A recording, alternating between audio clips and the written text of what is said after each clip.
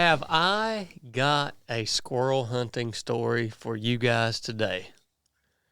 I mean, I have got the squirrel hunting story that might end all squirrel hunting stories. Send it. All right.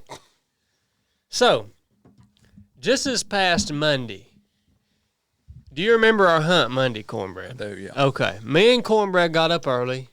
We went to one of our good spots. We've had much success in this area. And we hunted all morning. We probably, how many miles do you think we covered? 10 miles probably. Yeah, probably so. Yeah, we probably covered 10 miles. And we made one tree.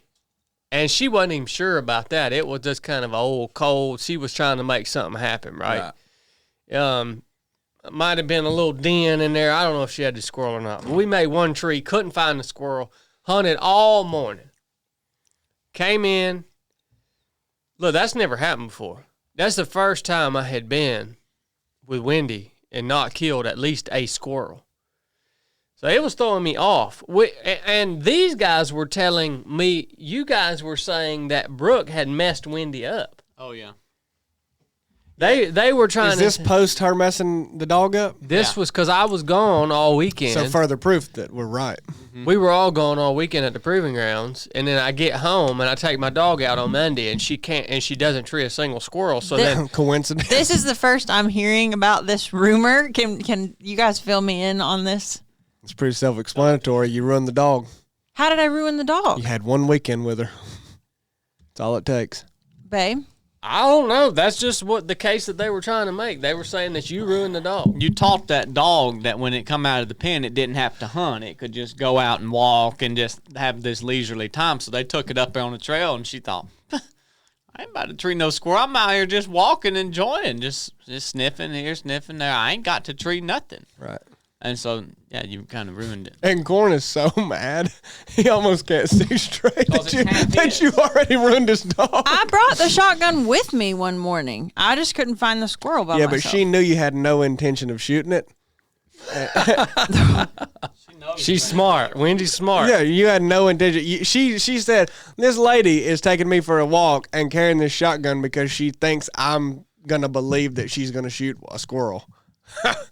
I'm just going to go out here and have some fun. And then that's what he's doing with Chad. She's doing with Chad now. So, ridiculous. I was concerned. Bless you guys. I was Bless concerned you. After Monday morning that something has happened to this dog. Oh, it has. Okay. Now, the story goes on. I become more concerned because we got done with Monday meeting, and I went back home. And guess what I did when I got back home? Cut her loose. I loaded the dog up and I went squirrel hunting because that's what I do. Is I squirrel hunt. I loaded the dog up, hit the woods, son. Hit the woods. I hunted all evening. Hadn't treated a single squirrel, right? I mean, I'm beating the bushes. I'm going everywhere, Corn. Like I'm going everywhere. Like I'm covering everything. Going on neighboring properties, which I have permission to be on. I'm beating the woods. Getting up on the ridges. Yes, I'm getting on the ridges. Getting in the bottom. Everything. I'm trying everything. Yeah. Getting in different areas. Nothing. And I'm thinking, this is not good, right? So. I get to so I'm going up a ridge and I on a little woods trail, and I say when I get to the top of this ridge, I'm turning around and I'm going back home. It's getting late, 5 o'clock or so. I'm coming up the ridge, and Wendy had been hunting the whole time, obviously not getting nothing, but she just decided she was done. It was funny. We both decided. Like, okay, the top of this ridge is the stopping point. So she's standing up on the ridge in the center of the road, no longer looking for squirrels because she had just decided, okay, yeah, this is it. There's nothing moving. Okay, she's looking back at me. I top out this ridge on my four-wheeler, and I look about 50 yards through the woods, and there's a big red fox squirrel on the ground. It's always good when you see it before the dog. Yep, because she's looking back at me. I'm talking about this It's a good sign. red fox squirrel is on the ground, and he goes up on a stump, looks back at me like, you know how them fox squirrels will look at you, right? Yeah. Looks back at me like that. Takes a few more hops. Goes up a dead tree, crosses out into a big pine, goes straight to the top of that pine. Well, Wendy doesn't even know the squirrel's there because she's looking back at me. She's done hunting anyways. Bad. So I say, all right, let's see if she can make this happen. So I walk her over in that direction. She picks up the trail because a fox squirrel will lay a trail. A fox squirrel travel across the ground a lot further than a gray squirrel will. They move them more like a coon. She picks up the trail, boom, boom, she's on it. Yep, she opens, boom, hits a tree, boom, starts treeing. On the tree, I watched the squirrel go up. I said, oh, that's just it. We're going to, look, we've hunted hard all day, but we are ending the day today with a big red fox squirrel, which is rare around here. Very rare. I've only ever killed one. I'll leash her back to the tree. Now, here's the thing I want to tell y'all. On this particular hunt, I had decided to bring my 22 because Blake has made me a nice 22. He's got a beautiful Wooks stock on it. It's a brand new Ruger 1022, and it's just a nice gun. Got a nice Leopold scope on it. I rigged me up a sling on it, and I said, I'm going to hunt with my 22 this evening just to see how I like hunting with a 22, you know? I usually take my shotgun, always, but I decided to hunt with my 22. She's treeing. Okay, I'm looking at the top of this pine tree. Now, I'm standing right underneath this pine tree, and I know the squirrel's in the top, but I can't see him. So I says, I'm going to get him to move. I know he's there. I shot in the top of that tree. That fox squirrel goes to moving, all right? And let me tell you, he come down out of that pine. Now, I'm laying down lead at him the whole way. He's coming down out of this pine. I see his face in the scope. He's dodging like this, coming down that tree. He's looking at me. I'm shooting. I see the bark flying off all around him, but he's moving. He comes down off of that limb of that pine, hits another pine. Goes up in that pine, stops. I take another shot. I could just barely see a little bit of orange. I took another shot, missed him again. He gets to moving again. When he moved this time, though, he come out of that pine, and he got into them hardwood trees where he ain't have no cover. And when he hit them hardwood trees, he said, looky here, buddy, I ain't stopping again. He hit them hardwood trees, and I'm going to tell you, this son of a gun crossed probably the tops of 5 trees from tree to tree. The whole time I'm shooting at him, I shoot 2 full magazines, 10-22 magazine. That's 20 rounds at this squirrel as he's moving. Just pow, pow, pow, pow. Can't hit him. I'm reloading the magazine. The squirrel's still moving. Before I know it, I'm 100 yards from the tree the dog treed on. In the woods, down the hill from her. And Wendy's tied up. And I'm 100 yards down the hill. This old fox squirrel comes down, hits another tree, starts coming down the trunk. I said, oh, that's it right there. I got him now. He's headed toward the ground. Right in a hole. Oh. Boom. Was that a Cajun accent I noted in that story? Something happened to your voice. What happened? You didn't have your 22 man there.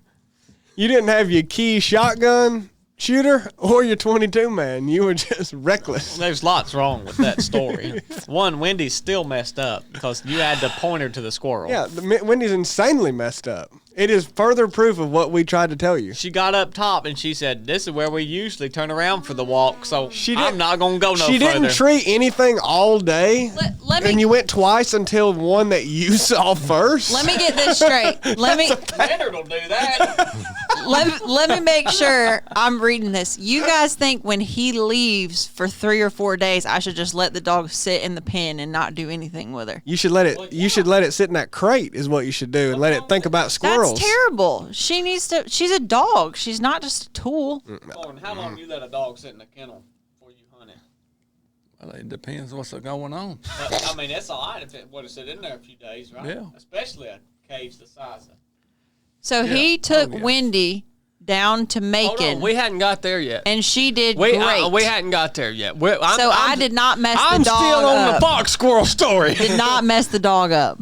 I'm still. Oh, you'll have So- a good day. Can you understand how upset I was? I mean, maybe y'all can't understand it. Maybe listeners, maybe you can't understand it. But I'm talking about. I was distraught. That's the worst nightmare for a squirrel hunter. You Yes. shot 30 rounds. Yes. Hunted all day and treed at the very last moment Buy a shotgun. a You don't rare need 30 rounds. a rare red fox squirrel, and I dump all my ammo at it, and it goes 100 yards across trees, and I'm watching it, shooting at it the whole time it goes in a hole. You could have fired 2 blasts. It's bad enough when it's a gray squirrel and that happens, but when it's a fox squirrel and that happens, It's a whole nother thing. I mean, I got back home. I told her, I said, that's just, I'm done squirrel hunting. you probably didn't even sleep that night. No, I didn't. It was real bad. Like it was as bad as seeing a big buck and not getting the shot you need. You know what I mean? Or getting a shot and missing. Yeah, It was that 30 bad. times. It was that bad. So I didn't know if y'all had ever had an experience like that, but I made a vow right then. I will never take a .22 rifle squirrel hunting again. Never. I made a vow right then. You better let Rome Gun know to pull that thing back out on the shelf. This guy right here will never take a .22 again. Now, I'm not saying I won't have somebody on the hunt that's got a .22, but if it's just me, I'm having a shotgun every time. Yeah, I ain't fooling with it again. that's the way to go. Did you note where said fox squirrel was? Y'all know right where he's at. And he'll be and he'll be there again, Yeah, he will. without a doubt. Yeah. You have to bring JR up there to tree him, though. Wendy still needs a little more tuning. So, carrying on with my life. Look now, listeners. Right? Thank you. You listeners, you don't y'all probably have not grasped yet how deep I'm into this squirrel hunting business. Biscuit, will you tell them how deep I am into it?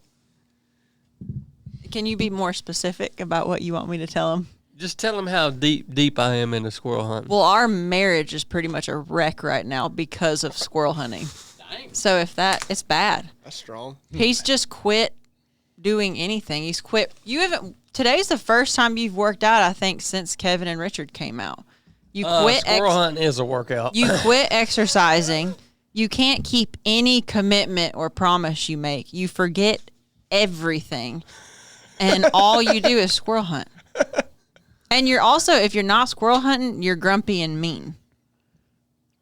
I'm slap-eat up with it. He walked out at the proving ground. Yeah, I did the proving ground.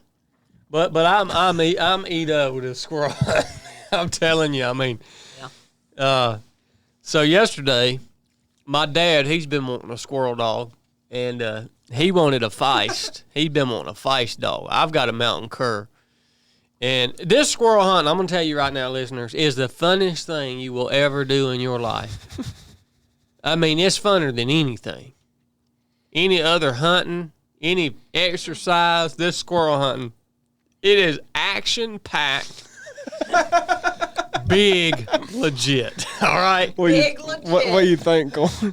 That's what we should rename corn. Big legit. Big, legit. So yesterday, me and Dad, Dad had found a dog for sale way down south of Macon, Georgia, so about 4 hours from my house. And we wanted to go try it out.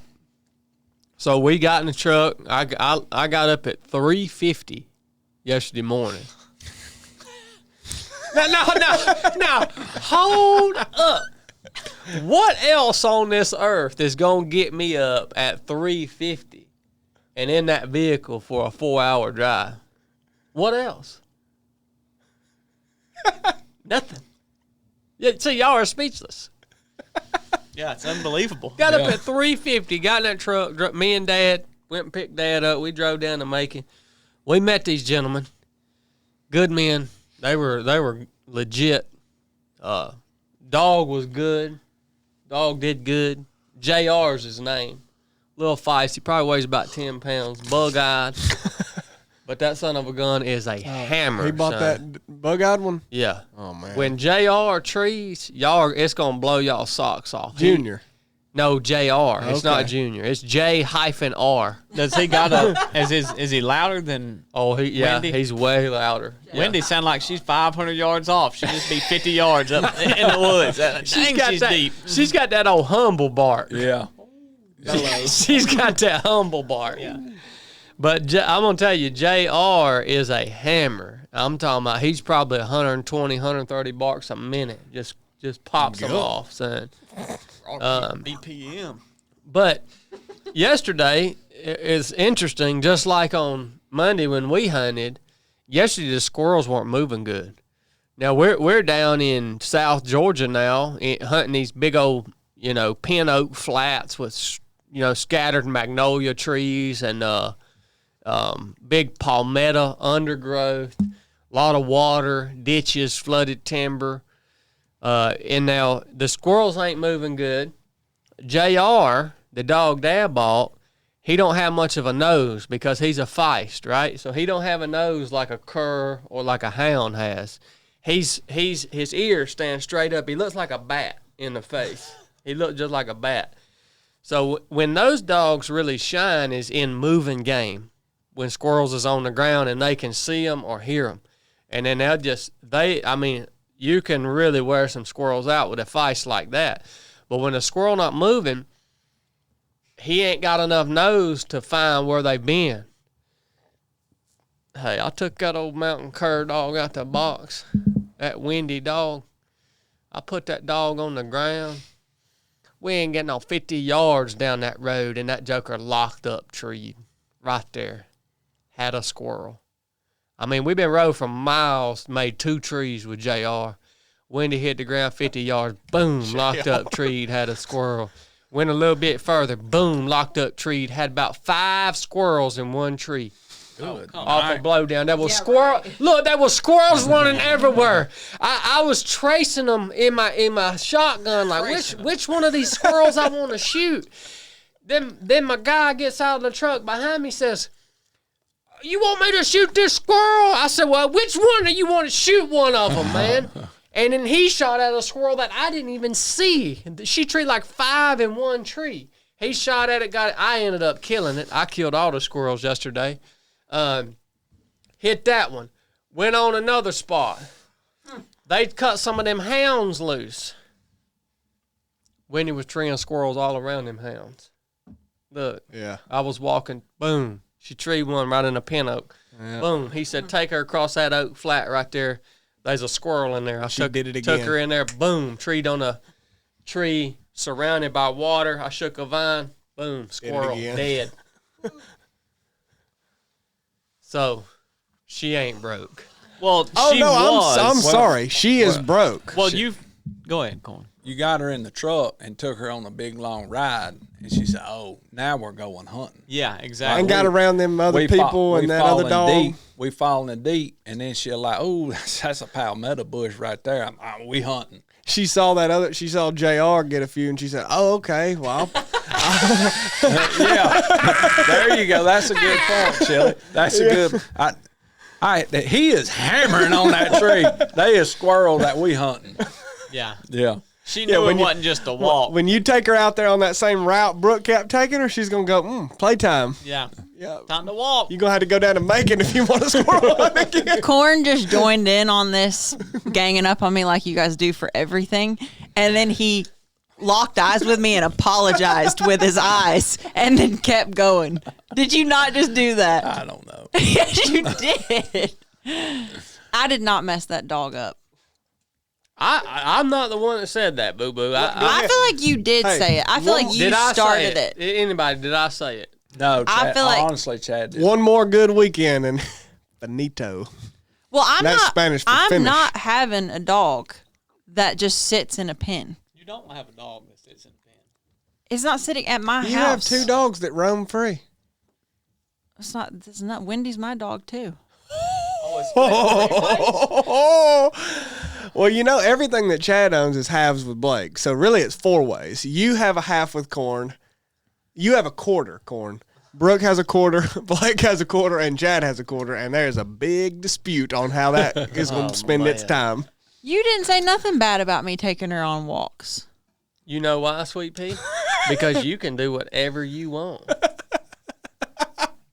You know you are 25% of the time. You are so much more important to me than how that dog does. Your joy and your happiness is so much more important to me than what that dog does. I can't even describe it. As a matter of fact, Stop! Don't. as a matter of fact, Don't do I'm it. going down here today to High Tech, the printing company, and I am having a doll that's made that looks like you.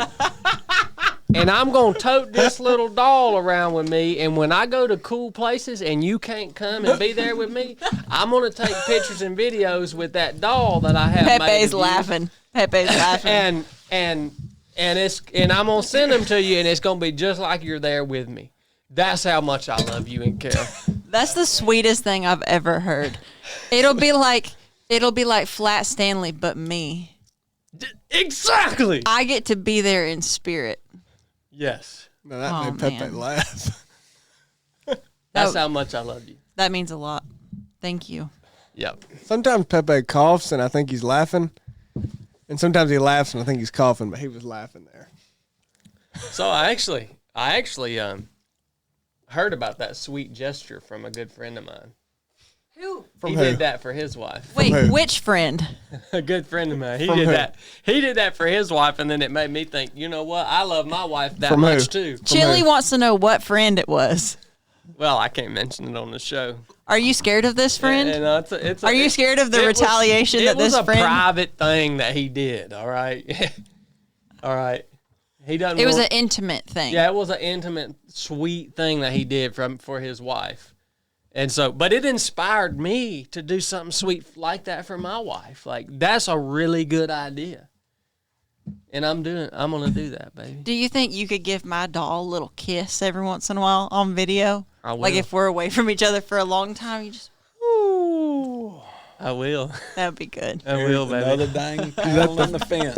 We'll take selfies and everything. with it. Explain that fence post analogy again. So they want to so bad. Well, I think Chad more so than Brooke talk about their love life and their ooh and everything at the house and in the shower. So they know that we ain't gonna abide in that. So every week they put a little panel up to try to trap us in it. Put a little panel up to try to get us hung up in the middle. But we are strategically noting these panels and just calling bull crap every time it gets said. They're going to wind up caught in their own fence. Yeah. And it's going to have to be Pepe in here listening to that crap by itself. Yep. We'll walk out. Yeah. Oh, No, yeah. that is a new trend going around, seriously, that your friend taught us to, Yeah, I mean, to I make think a little, especially if you travel a lot. I think by my friend sharing with me what he did for his wife, and that's, I think that's going to inspire a lot of husbands to do the same thing for their wives, and therefore make their wives feel special. You know what? I think it's an inspirational thing my friend did. I know your friend that happened to. And I think it was actually his wife's idea for him to do that. Couldn't have been. Yeah. Really? Yeah. Well, it's a team effort, The inspiration came. Sometimes you got to let them know what you want. Sometimes your wife's got to let you know when you do Gosh, this. Tell Brooke that. Hold on, guys. You know what we should do? For next Christmas, we should all get a doll for each other of the person's wife. So like you get me a doll of Brooke, I get you a doll of Ann, you get one of Courtney for Chili, and he gets one of Caitlin for you, and then that way we all have them. What will we get Pepe? I don't know what to think about that. Wait, will you use? He's probably going to find him a honey before now and then. Yeah. It's just now February. That is true. By next Christmas. He's already been looking. Valentine's is right around the corner. By next Christmas, he'll have him a sweet pea hanging around with men. Sweet pea. Hey, hanging around with men like us, the way we love women. He gonna have him a sweet pea by next year. I guarantee. Do you think we're misogynist, Brooke? You asked me this question prior to recording, Yeah, well, and I said, Got the tall picture. this is the photo I would like for you to carry around of me.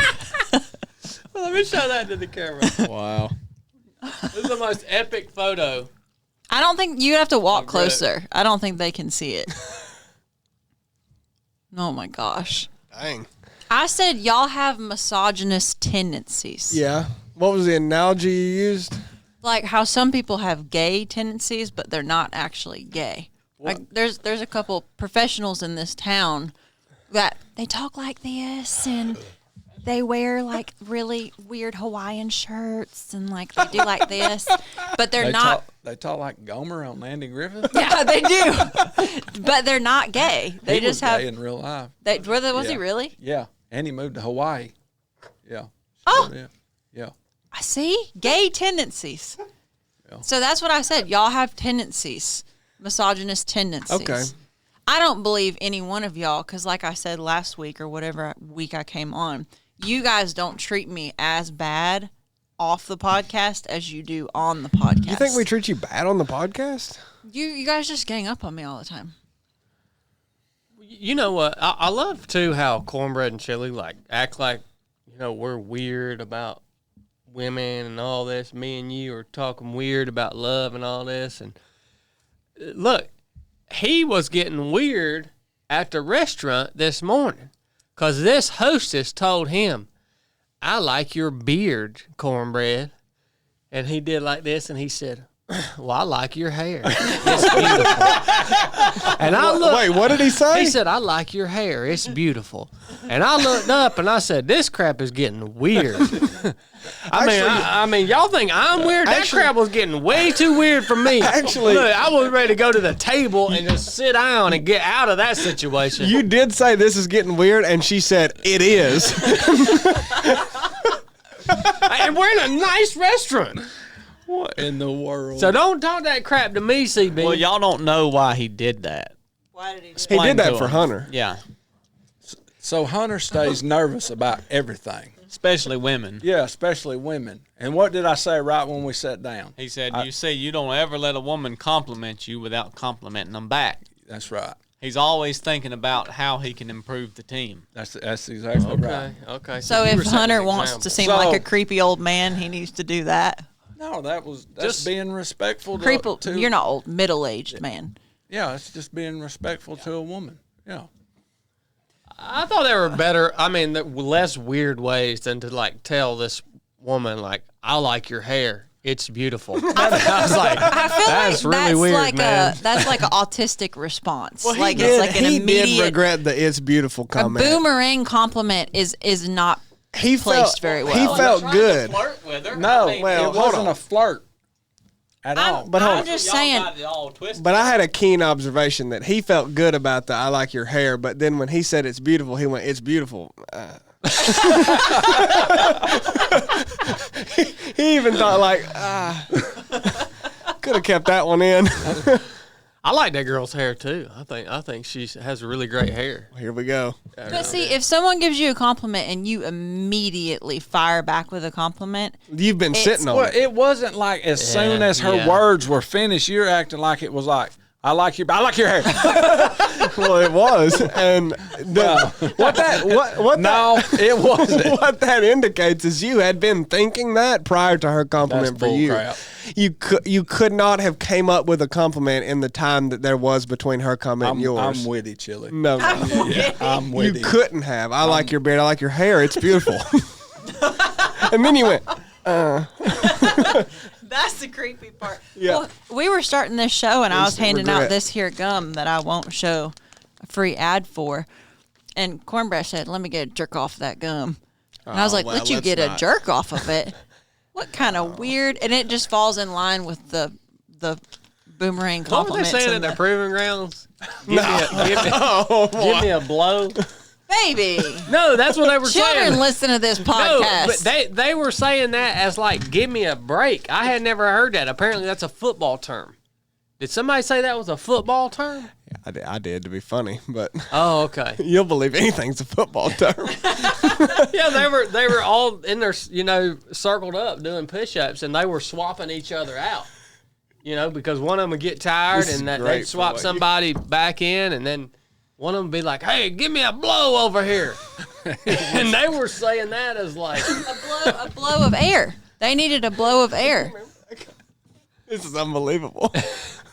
it was pretty wild. So what's happening I didn't know between where the that three came of from. you guys where Chili's like, "I told you this would happen. This is unbelievable." What is it? You just knew it. New what? Go ahead, Blake. What's going on? It wasn't a derogatory term. It was just something. God, if that was cornbread, I would laugh so hard. What's so funny about it? It was just something they were saying. I was like, "What the crap are they talking about, man?" Did you think it was derogatory? Freaking me out. I had never heard it before. Yeah, me neither. Me neither. I've done some hard stuff in my life and needed somebody to kind of tap me out, but never heard anybody asking for a blow before.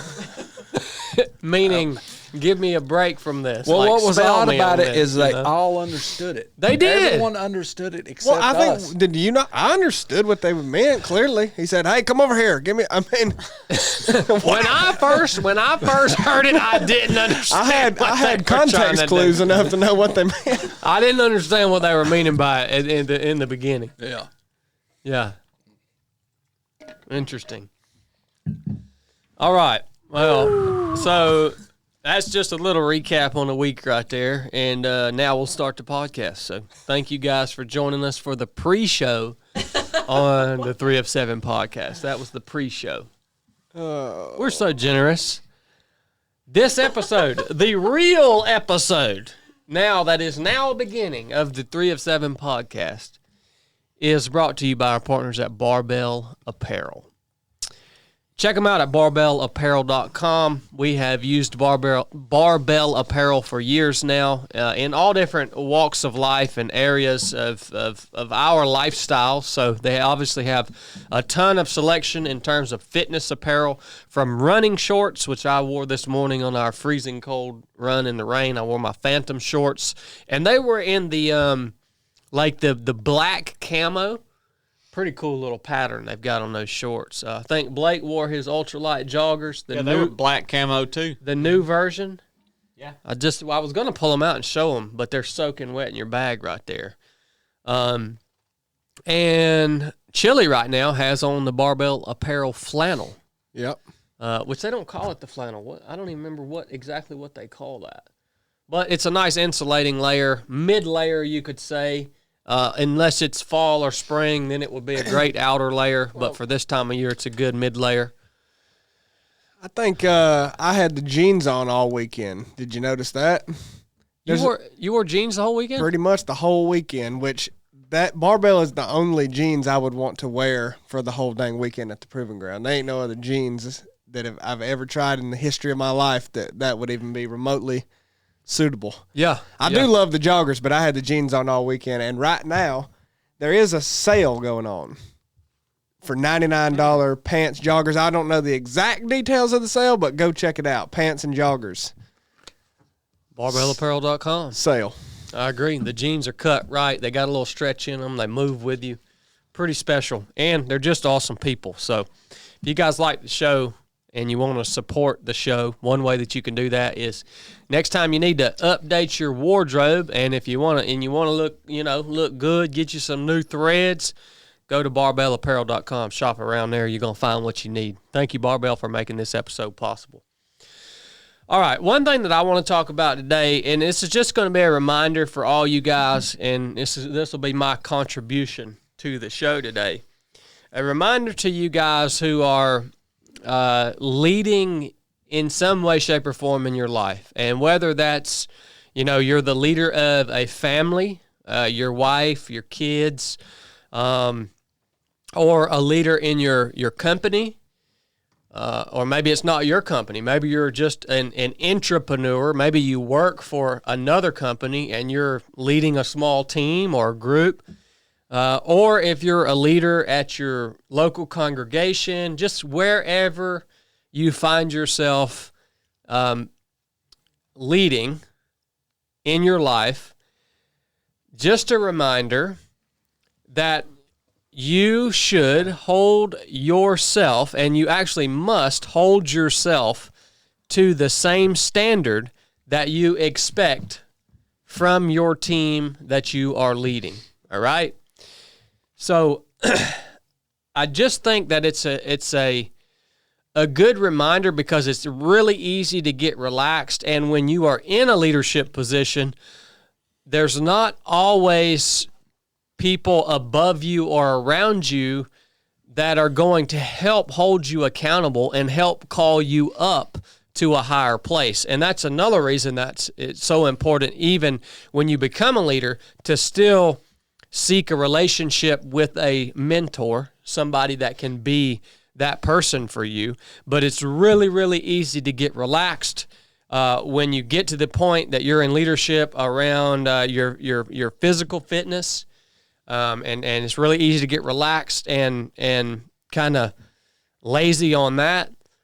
Your mental toughness, your innovation, your work ethic. I know I've found myself, and I can, call myself out many, many times along my journey, both here at 307 Project and in my military career and in my relationship with Brooke. There are so many times that I have gotten relaxed in some area. And I just want to let you know and remind you that the only way that this works, and the only way that you can maintain that position of leadership that you've been called to or been placed in, is if you will hold yourself to the exact same standards and expectations as the standards and the expectations that you have for the people leading you. All right. So just assess yourself if you're in a leadership position in your life, and think about, am I becoming a hypocritical leader? And you're probably going to find places where you say, yeah, I am having different expectations for the people under me than I have for myself. I need to go ahead and tighten up on that. And just keep an eye on that. I just want to warn you guys. So we had a situation in here within our team at 307 Project, and we won't go into details on it, but where we slipped on something. We made a mistake on something as a whole. I mean, anybody there could have corrected the mistake, and none of us did it. And we made the decision as a team to hold ourselves to the same standard as we expect to see from the people that we get to train. And nobody knows we did it, but we did it. And it was actually and that's another thing. It doesn't have to be miserable when you're part of a team and you do hold each other accountable, or you're a leader and you do see someone slipping, or you see yourself slipping, or your team slipping. It doesn't have to be a miserable process to correct that. That was fun. It was fun, man. Like us, when we noticed what we missed, it was a good time correcting ourselves. You know what I mean? I thought that was fun. It was David's favorite part, So don't think that it's miserable. Don't think that I'm asking you to do something that's like hard or laborious or supposed to be terrible. And when you do decide to correct yourself or the people around you or the team all as a whole moves in the right direction, it's going to produce, I think, a really good outcome. And it doesn't have to be miserable or scary or any of that. So just want to let you guys know we are growing every day as a team here at 307 Project, right alongside you guys. And when we talk about things on the podcast, when we train with you guys at the proving grounds, at the ROP course, at the basic course, wherever, it is our intentions to always hold ourselves to the same standard that we hold you to. That's important to us here, and it should be important to you in all aspects of your life, at home and professionally. And just know that it's going to produce good fruit in your life if you choose to do that, and it doesn't have to be miserable.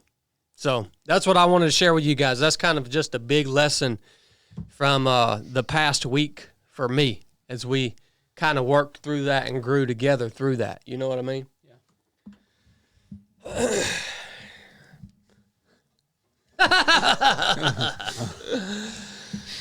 So that was my contribution to the podcast today. Thank you. Well, Your ringer's on, Corn. No, it's not. anything on your heart down there, Biscuit?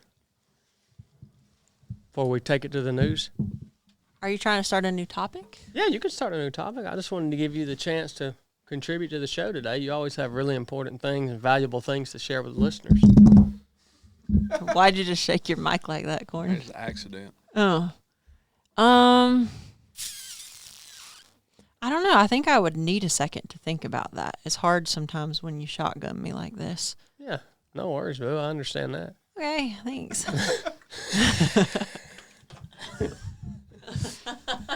Well, I mean, I was just thinking as you were talking about that, what Brooke just said about your marriage and squirrel hunting. Oh, yeah, I got to tighten up.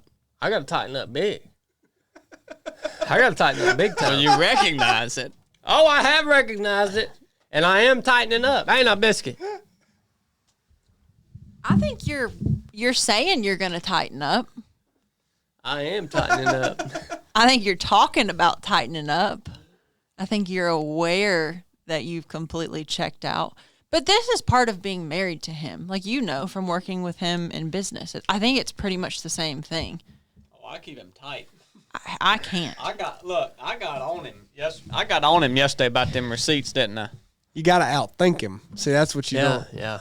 So, explain to me your strategy to get him to... I got on him. That's some bull crap. He told me I'm going to upload these receipts tonight. So I carved out a couple hours of my day the next day to come in here and do QuickBooks. And I show up, and guess what ain't in QuickBooks? All the receipts. So here I looked at them, and I got can't overwhelmed. do it today. I can't do it Thursday or Friday because we got stuff going on. I looked at it, I got completely overwhelmed. I'll tell you the straw that broke the camel's back with our marriage lately. So we've been on a couple months of like Corn, you came over the other day, and I think you walked in right when he'll do things sometimes. A lot of times he'll say, yeah, I'll do that. I'd be happy to do that. And then he just never does. So you can't count him for anything. But if he does do it, he'll do the minimum. Like, he'll be like, oh, I'll get those groceries. I'll bring them in. Like them eggs. Oh, yeah, but let me tell a story. So, like, on the groceries, he would bring all the groceries in except for, like, 2 or 3 things. And he'd just leave 2 or 3 things out on the porch and not tell nobody. So there's groceries just sitting out there. But I know he's going to do that. So when he says, I'll unload those groceries for you, baby, I go out on the porch an hour later and get all the rest of the groceries back in. And then David was at our house, and David was eating low carb. And I said, David, do you want me to boil some eggs? And he said, that'd be great. And I got everything ready. I said, babe, he was sitting on the couch on YouTube. I said, can you turn these eggs off when they boil? Because I had to go take care of the animals. He said, yeah, I'd be happy to do that. And I said, we'll set a timer. And he said, okay, I got it. And he set a timer, and I walked out the door. I come back 37 minutes later. I knew because I'd sent a message when I left. And when I pulled up, I saw him start sprinting into the house. And I knew as soon as I saw him sprinting that he forgot them eggs. And so when I walked in, I said, you forgot. Well, you were in there, weren't you? Yeah. Yeah. I said, you forgot them eggs, didn't you? He said, no, I didn't. They never came to a full boil, like a rolling boil. And so we peeled one, and the yolk was like dust. I mean, they had been boiling for like 25 minutes, and he was trying to lie about it to my face because he forgot. This is what I'm saying here. This is a constant process. All right. Look. So my request in our marriage is, if you don't have the capacity to turn the eggs off, just be like, no, I'm sorry, I can't get off of YouTube right now. When this 10-minute timer goes off, I cannot turn those eggs off for you, for my friend that I invited over without telling you they were coming to our house. Thank you. Can you pick me? Yeah, go ahead. I wasn't on YouTube. I was writing the newsletter. I was writing the newsletter for the week. Okay. The newsletter on YouTube? No, for our subscribers on email. So I was writing the newsletter. Look, I'm not here to make excuses for myself. That's another hard part about what I just challenged you guys with and what I challenged myself with. That's another hard part is I find myself a lot of times too, when I'm doing really good at my work stuff, my home stuff starts to slip, right? Or like it's a real challenge to try to be, Balance. who you should be in all those different buckets or aspects of your life. You know what I mean? It really is. It's challenging to be on it at work and just as much on it at home and just as much on it in the squirrel woods and just as much on it in your prayer life and staying in scripture and stuff like that. It really is. Well, yeah. On that note, and you have to have people around you to help you kind of just like him. Boom, get on this receipts. You telling me, hey, you got to tighten up, man. Like Chili telling you, hey, you got to stick with something, bum. Yeah, I mean, you got to have people around you, man. You really do. Yeah. Someone tell you the squirrel dog's done. Yeah. I just wanted to say in your defense, what you're saying about balancing, I have been way too busy with work lately. So you and I are a dynamic right now that is just not wonderful because I'm overworked and a little grumpy. And then all you can think, eat, sleep, breathe, talk about is squirrel hunting. And then I think the reason our marriage is not great right now is both of us. It's not just you. Just put that out there. Well, thank you for that, boo-boo, but you don't deserve any responsibility for the troubles that you're experiencing right now. It's all me. It's not you, all right? Wait till he gets that doll. He can take squirrel hunting. Yeah. That's a good point, Blake. Oh, my goodness. All right. So I'm looking forward to hearing from you guys about what's going on in the world today because, again, just like last week, I am completely oblivious to any of the news, the goings on, and I'm trying. There's some good stuff. I need a good update today. I really do. So.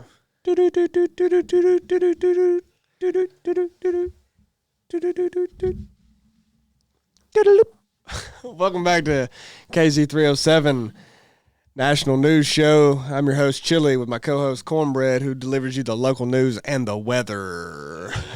I do the weather ain't now. looking good. What's the weather today, The Corn? weather ain't looking good. It is awful today.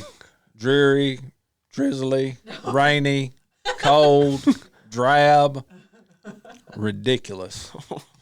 Thank you. In national news, the Senate confirmations of some of the most important picks by President Donald Trump are moving through. Tulsi Gabbard is confirmed as the Director of National Intelligence. RFK clears major hurdle in attempt to become Health Secretary. should be confirmed soon. Kash Patel also moving through the process. Who's that? Whatever that guy is. Did we ever determine if Tulsi Gabbard's gray X-Man stripe was real or not? Well, she claims it's real. Okay. But are you going to go off of that? Good point. It's real. What does the Director of National Intelligence do? Well, you're going to have to go to Fox News for that, because our opinion piece here at KZ307 says not much. Okay. Okay. But there's some people that definitely disagree with that. Let's see here what it officially says. Isn't this White Pepe's job? Our mission is to, well, it should be. Our mission is to lead intelligence integration and forge an intelligence community that delivers the most insightful intelligence possible. They said intelligence 8. Is that really what it says? That's what DNI.gov says. Oh, no. Did you hear that? Let me read that one more time. Our mission is to lead intelligence integration and forge an intelligence community that delivers the most insightful intelligence possible. That's the most political Wow. explanation Yeah, ever. so I guess you're right, Chili. Not much. Not much. They can't even describe what they do. Yeah. But Tulsi Gabbard's in charge of that now, huh? Yeah. Well, they just want to leave all their options open. So the description is very vague. That way they can meddle in whatever they want to meddle in, you know? That's a good point, Boo Boo. That's a good point. Yeah. Intelligence agencies in the U.S. are very strange. There is the DNI, not to be confused with DNR, it's a coalition of 18 intelligence agencies. And if you ask people to name how many intelligence agencies in the U.S. could you name, how many you think? 4? Yeah. 3 or 4? Well, there's 18. And that's 18 that are in this coalition that are talked about. Not even the 18 plus that are, What are they? well, intelligence agencies. DNI? CIA. Yep. NSA. And then the list goes on to a complete coalition of 18. And then, once again, maybe this is more of KZ307 opinion piece, but there are others that are not in that coalition that also operate as intelligence agencies and intelligence gatherers in the U.S. So that's pretty big. I don't know why we need that many. Seems a little overkill. And what do they all do? And, most of them are poised as, or proposed to combat terrorism, right? But most of it is just, as you see, through their work with social media companies and their integration, and as Mark Zuckerberg says, their pressure on Facebook, they're often operating as domestic surveillors. To Domestic surveillance and propaganda. Yep. So that's what Tulsi's going to be heading up. Does everybody seem to still be happy with Donald Trump, or? Well, there's some interesting things with Donald Trump going on lately. One of the biggest is he has a plan for Israel and Palestine. Oh, And I saw something about that where he pushed the chair up under this guy that was signing a thing. Well, it's a big plan. He says we're going to take the Gaza Strip and we're going to develop it, New York style. We're going to put casinos. We're going to put hotels. It's going to be the Riviera of We're the gonna Middle East. We're going to put restaurants. We're going to put more casinos. Being U.S. controlled, Yeah. the U.S. is going to control it with no troops over there. Yep. No troops. We're going to develop it. I mean, he is a real estate developer. He's dead serious about this. Dead serious. Yeah, dead serious. He told, we had a meeting with King Abdullah in Jordan and told him that's exactly what he wanted to do. And King Abdullah said, well, I don't cotton much to that. I don't agree with that. And Trump said, well, you're going to have to get over it because that's what we're going to do. We're going to develop it and take those Palestinians in Gaza and move them to your country in Jordan and some other surrounding countries. And he said, y'all can take them. Huh. And we going to develop Gaza. So beat that. So What you think of that? What's the? I'm just wondering what's his logic behind developing that area. Well, it's going to make it great. I mean, have you ever been to Atlantic City? I mean, have you ever been to Vegas? But what's he like It's going basically to reform saying? the Like, whole country. like if we give them like bread and circus, like all of this stuff, that they're just going to quit fighting each other? Is that what he thinks? He's just saying it's not nice over there, and we're going to go in there and make it nice, and all that fighting will stop if you can gamble. Did you hear about this, Corn? I heard about him, but I wasn't clear that he was wanting to move all the Palestinians out to other countries. Yeah, Jordan's one of them, Yeah. and that's why he was talking to King Abdullah to basically tell him, hey, when we come develop this area, these Palestinians gonna have to get out of here, and you're gonna need to take some of them. So Who's going to inhabit it then? Oh, the U.S. It will be U.S. owned, and we will use it as a tourist state. So just No kidding. tourists, man. And they can come back. Those Palestinians can come back and gamble, but they can't They live can there. come back and blow up the casino just like they blow everything else up over there. But no, they can't be living there. No. So whose permission does he need to go in and do this? Like, who does he need permission from?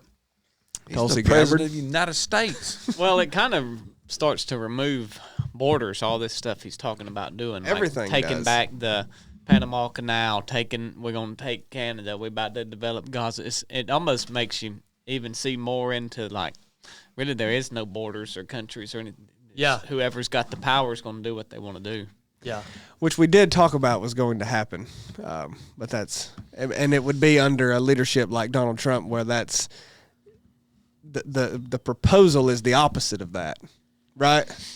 And anyway, it's perfect. It makes total sense to me. So Donald Trump is marching ahead with the globalist agenda, disguised as nationalism, unbeknownst to anyone right? who loves him. Yeah, it's disguised as nationalism. It's disguised as America's first power, and Wow. but all the actions move to It's going to be more for the U.S. It's going to be more. yeah.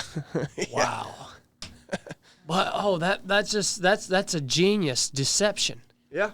Like, obviously, our worldview is shaped by what we understand of the Bible. So we believe that eventually the globalist agenda will come to fruition, but it's really been hard for any of us to grasp how that would possibly happen. But when we understand that the great deceiver is actually the one who's behind the scenes in this agenda that leads to the ultimate end of the earth, it makes sense that the plan to bring this agenda to fruition would be a deceptive plan. You know what I'm saying? And that's really deceptive. Oh, yeah. Big time. Yeah, Trump is quoted as saying it's not a complex thing to do. If the U.S. can come in and own that land, we will develop it and put premium housing that will bring ultimate peace to that region. I mean, Maybe the temple will be rebuilt. it very well could be. Oh, yeah, It would set coming. it would set the stage nicely. You think that temple's coming? It would set the stage really nicely. Yeah. Like if you actually did displace Palestinians, it would not be as easy to keep that conflict there and just make it impossible. Yeah. So, Well, these people he's claiming that about don't seem to really be able to do much or put up much opposition to his plans, like Canada or this guy. Like, seems like he's like, I don't think that's a good idea. yeah, He's when they were "That's talking fine." together, everybody just noted that the king of Jordan was like just kind of shifting in his seat and looking uncomfortable, and then they asked him for comments, and he was like, "Yeah, well, he was He's just the president of the United States. yeah." He didn't really say much. He didn't want to like come out and bash it, but he was just kind of like, "I think we're gonna be open to many options to bring peace in the region." You know, it's just kind of I'm gonna tell you non-committal. what, listeners. When and if you see that temple starting to be rebuilt, well. Now, I mean, for a while, you could say it's being started to as far as the plans and preparation and groundwork, but It's not like Israel, going up. Israel was just about to get 100% Saudi backing on that temple before all that Iran. You're a little bit behind there, really. I mean, it already is. Started, and they was invaded by hang gliders. Well, yeah. October 7th. Yeah.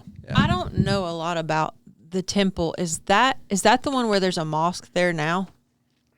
Yeah, there's a mosque there. Al-Aqsa Mosque. Right. So the idea, like for what you guys are saying, for like the end of times signal to kind of happen, I'm assuming that mosque would have to be torn down and something new would have to be built there, or is the temple just a metaphor for something? Well, the Jewish people want to rebuild.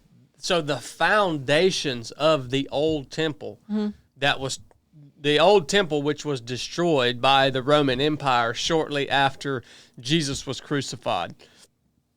Some of the foundations are still there. Underneath that mosque. Well, yeah, they call it, I know one of the big parts of the foundation they call the Wailing Wall. Yeah. That's where all the Orthodox Jews will go. You've seen it online, but that's a foundation wall of that old temple. So, yeah, the Jewish people, as far as my understanding, they don't want to, or like they don't think they can build that temple anywhere other than right there. They can't.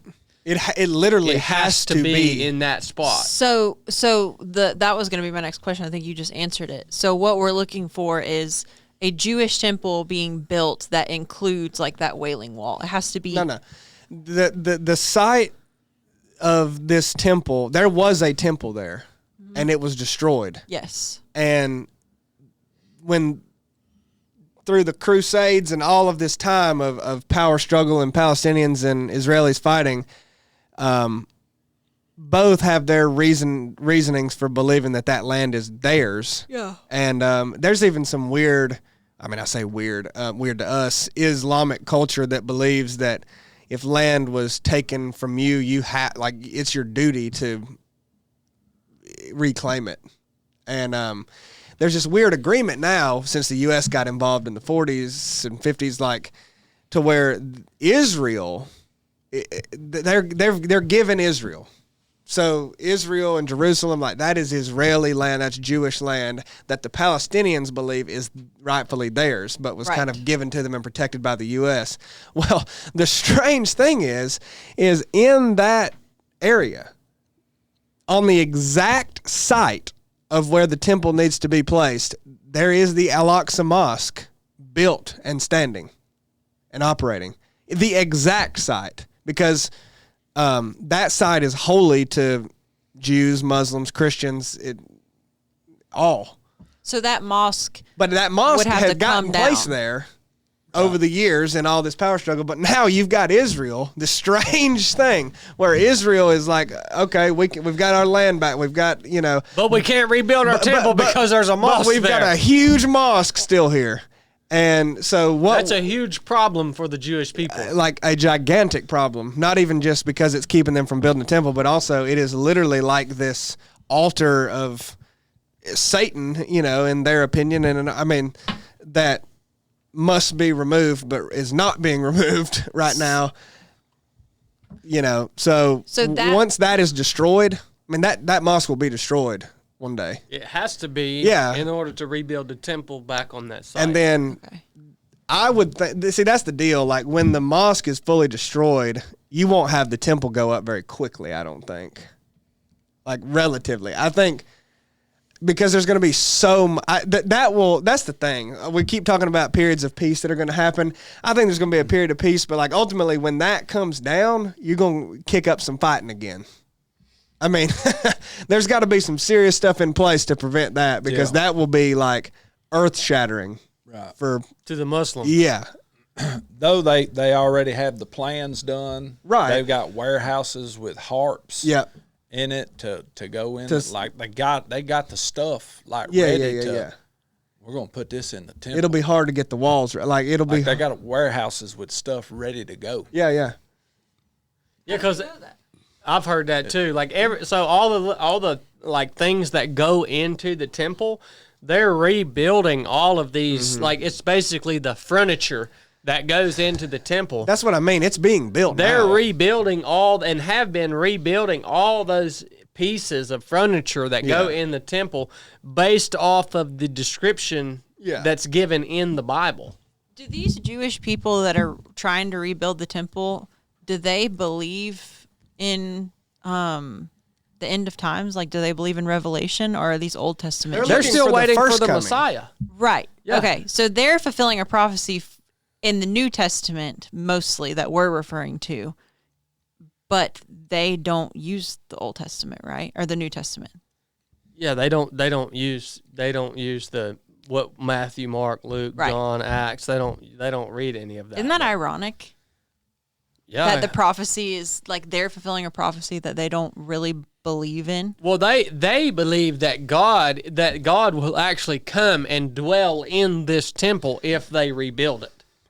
Like, that's their whole driving factors. We want to get this thing back up so that we can worship the way we've been told to worship in the Old Testament. And this is a temple that they believe God comes and actually dwells in the temple. So there's a lot of reasons that they want to accomplish this, right? But ultimately, from what we can understand from the book of Revelations, and some people believe that this has already been fulfilled. There are a lot of people that believe everything in the book of Revelations has already been fulfilled. But ultimately, there's a prophecy in Revelations that is pretty direct and clear that the Antichrist will set up his image in that Jewish temple and ask the world to worship him as God, the one true God. So that's the reason, if you believe that the prophecies in Revelation have not been fulfilled, you're now looking for the building of this temple, because in order for the Antichrist to be able to come to power and then set his image in the temple of God to be worshiped as God, that temple has to be there. It's the Bible references as the abomination that causes desolation. Right? So that's why that temple, that's why I say, if you see that temple being built, basically that means that there's that puzzle piece that now has to be in place as we understand the prophecy in Revelation, for now the Antichrist to come onto the world stage, do his thing, and at the midway point through this, what we call the tribulation period, at the midway point, he puts his image in place of God. He puts his image as God in that Jewish temple. And I'm not by any means trying to say that this is even going to happen in our lifetime. I mean, I think the timeline of things people get way too hung up on that. And A, it doesn't matter. And B, like, if you don't think that a big curveball could come in and just destroy everything in that region and then it could totally happen. But it is interesting, the talks with Jordan, because that is actually who kind of owns that little tiny area. Right? Yeah. That's Jordanian owned. So Jordanian funded and owned, like it's Muslim owned, that area. And it's just, it essentially is a sovereign football field, like a Muslim sovereign football field in the middle of Israel, right? Yep. That's like basically what it is. Like they own it. There's military personnel there. Jews can't go get on that piece of land, but it's landlocked by Israel. It's weird. But it doesn't seem far-fetched to say that, well, in some of these peace deals and all this under the Trump administration, like Jordan, y'all can go ahead and relinquish that area too, like, what if we do this and you come off of that? Yeah, and there's the thing that's hard to grasp is like, how will this mosque that's built on the temple site, like, how will they ever destroy that? You know what I mean? It's really hard to grasp, but it's also very simple. Yeah, yeah, I don't think it has to even be looked at something like it's going to be destroyed in a conflict. Like, it could be something through an agreement through Jordan or whatever. So that's what I was And thinking too. it could just be demolished. Yeah, Or it could literally be moved piece by piece. It could. You know, to where you know, you just try to think of scenarios. Well, how could this happen and not cause another war or another time of instability in there? It's like, well, yeah, some agreement is struck where then they move this thing piece by piece to another location, so it's not actually destroyed, and then everybody just carries on, you know, with life, and everybody's happy. You know what I mean? Right. But yeah, man. So the first big step, or the first big thing that Christians were looking for, was the establishment of the nation of Israel. And so that happened in the 40s, right? And so that most Christians believe that was like the first big step that kind of set the stage for the rest of the end times prophecy to come to fulfillment. Just think about that time, man. Like, you don't think people thought the world was ending and, you know, Revelation was happening in the freaking 40s, dude, with World War II and Hitler and Israel becoming. I mean, dude, Yeah. You had some people convinced. I mean, it seemed like pretty dang perfect. I mean, of course, some things hadn't happened, but just on the surface level, it was like, my gosh, this is. I mean, we've dropping atom bomb. Like, this is it. And we're 80 years past that with the same old story happening. Like, It's slower than we want it to move. You could easily do this for a long time right now, this back and forth, you know. But it is slowly moving in that direction, I mean, ultimately. I like what you're saying too, Chili. It's like, we don't know the timeline. No. Like, say the temple goes up. Say Jordan does give that little football field to Trump, and he's pro-Israel, and he gives it back to Israel, and then they build the It's temple. going to be USA first. and every Christian we know would be freaking out. Like, you better get ready. Oh, you yeah, better you get got ready. minutes. The temples be rebuilt. And like 2,000 years later, Yeah, I mean. stuff's just getting rough. You know, like, who knows? I mean, and what, like, you guys, I haven't really delved a lot into Revelation, so y'all probably know the answer to this question. What does the Bible call us to do with that information? Like, I know it says be on guard. Like, I know the scriptures about, like, you know, remain sober, pretty much act right all the time, because you never know when Christ is going to return. So what are we supposed to do with the information of, like, say we do see the temple being rebuilt? What does that change about our lives as Christians? I think it's a great question. I think the benefit of us knowing those prophecies, understanding them to the best degree that we possibly can, and then when we see biblical prophecies about the future actually happen, I think that it should, like, give you confidence, like, increase your faith in Scripture. You know what I mean? Like, I think that's the good part about it, right? And Jesus does say, hey, watch, when you see these things happening, you know that the end is near, right at the door, you know. But then, of course, we also know that a day is as 1,000 years with God. He's not bound by time, right? So we know that it's close. But yeah, I mean, like the reestablishment of the nation of Israel, I mean, nobody could have ever imagined that happening. But when that happens, I mean, every Christian should look at that and say, whoa, okay, there might be something to these Bible prophecies. Yeah. You know what I mean? So I think that's the biggest fruit of it for Christians and people who do believe in Scripture. It's Just strengthening your faith. yeah, strengthening your faith and your confidence that, yes, Scripture is true, even when it's telling you things are going to happen that you can't understand how on earth it would ever happen. Just like we right now can't understand how could this temple site ever become available, because there's a mosque right on top of it. Like, we don't understand how that could happen. And I imagine it was the same for the people in the 40s when they saw the Jewish people come back together to reform the nation of Israel. They thought, "Whoa, how we didn't see that one coming," you know. There was a Israeli official recently that said, I think he was like the security minister, that said if he could build the temple right now, he would. And that just making that comment, you know, there's a weird tone about it. Like they won't. Everybody knows that's what they want to do, but they don't really talk about it. And when he said that, it just, like, people are ready to fight then, you know. So it won't go down easy, all of this. But very interesting talks, and talking about, you know, turning Gaza into Atlantic City is pretty interesting. So Yeah, that's wild, man. that's national news. Yeah, what do you think goes over better, Israel controlling Palestine or the U.S. controlling Palestine? Oh, the U.S. for sure. Well, no.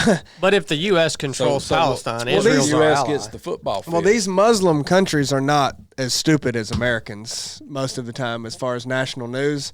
They're not tricked into the U.S. owning anything over there and thinking that it's not Israel that owns it. Yeah.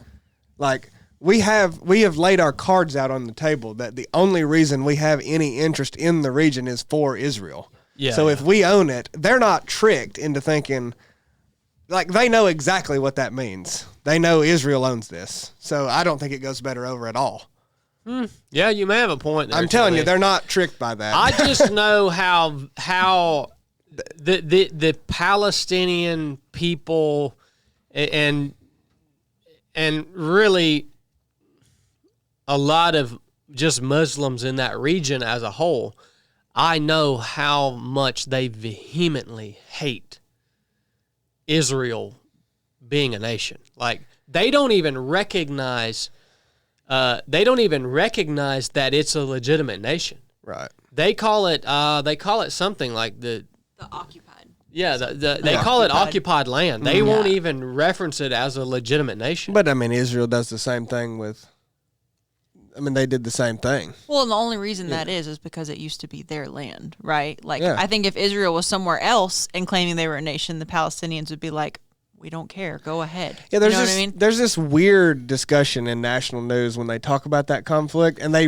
refuse to talk about the religious reasoning behind it. It's like they talk about it like it's this weird geopolitical battle. It's like all you have to do to understand why each side wants that land is because it is significant to what they believe. Yep. Like, Won't talk about that? no, like, not really. It's very vague and very. It's always just like, well, you know, Israel wants this and Palestine. No. It has nothing to do with it. It is they believe they own that God gave them this land to carry out this purpose, and you could just detail it in the news. Done. Mm-hmm. Like, that's the only.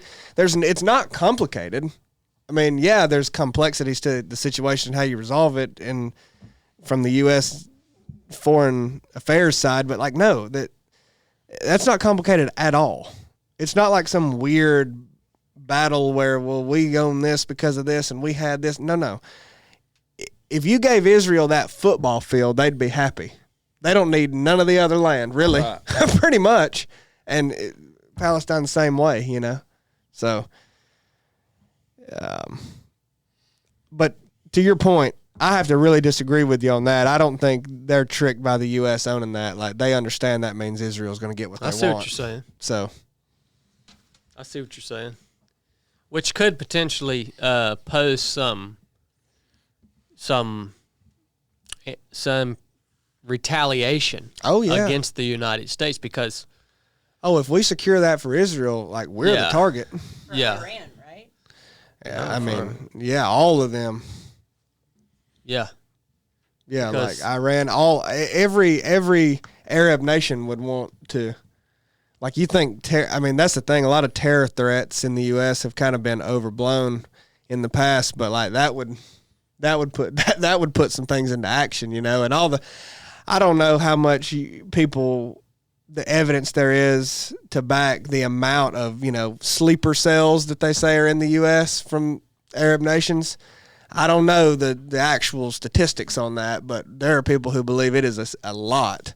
And they always talk about like how that would operate and when that would be ignited. Well, it would be ignited then. I would think Like so. Yeah. that would be, whatever is here to accomplish that goal would be set off. That's the trigger. Yeah.